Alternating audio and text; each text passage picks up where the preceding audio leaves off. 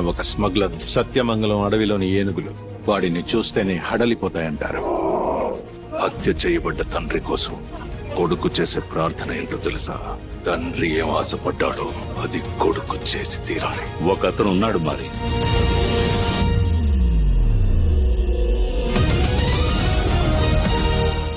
రాష్ట్రాన్ని గెలుస్తున్నాను కానీ ఈ రాక్షసుడిని మాత్రం గెలవలేకపోతున్నాను.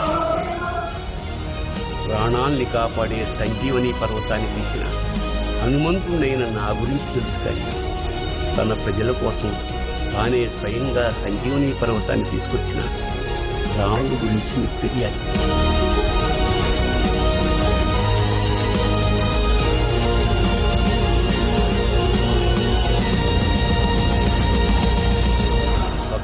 సంవత్సరాలు తన తండ్రి కోసం అడవులకు వెళ్ళిన రాముడు గురించి మీకు తెలుసు కానీ అడవుల నుంచి తన తండ్రి కోసం 14 సంవత్సరాల తర్వాత తిరిగి వచ్చిన రాముడు గురించి మీకు తెలుసా?